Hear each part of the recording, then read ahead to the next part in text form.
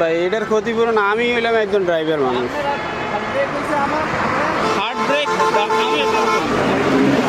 আমার সামনের গাড়ি, আমার সামনের গাড়িটাও তো সেম ভাবে ব্রেক হচ্ছে না, আমি ব্রেক এরপর এরপর এরপর সামনে সামনে জ্যাম, পুরো রাস্তা জ্যাম, 10 ফুট আসতে পারে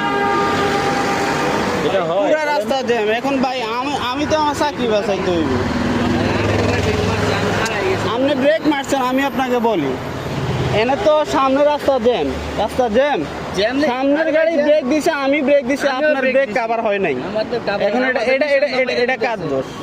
আপনার তো পিছে মারা নাই, মারছে তো আমাদেরকে, পিছে তো মারা নাই। কারণ আমি তো আমার চাকরি বাঁচাইতে হইব। না না, চাকরি তো বাঁচাইতে হইব। এটা আমি মনে করেন যে এটা দিয়ে আপনার মারা নাই, আপনি মেনে দিবেন আমাদের।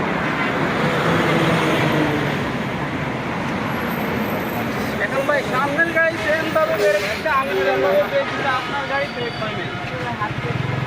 আমি হাত ব্রেক তো মারিনি। রাস্তা তো পুরোটাই জ্যাম ভাই, হাত ব্রেক মারি না, আপনি তো পুরোটাই জ্যাম চলতেছে। ভাই আমি রাস্তায় চলে গেছি। আপনি বলেন, আপনি হাত ব্রেক কথা বলতেছেন, রাস্তা তো পুরোটা জ্যাম চলতেছে, আপনি কেমনে হাত ব্রেক? আপনি বলতেছেন ভাই এখনো রাস্তাটা জ্যাম। আমি পিছনে ব্রেক দিতে তো 10 ফুট থেকে আপনি মারি দিলেন আমারে। হলো এতগুলা লোক ভিতরে। ভাই দিল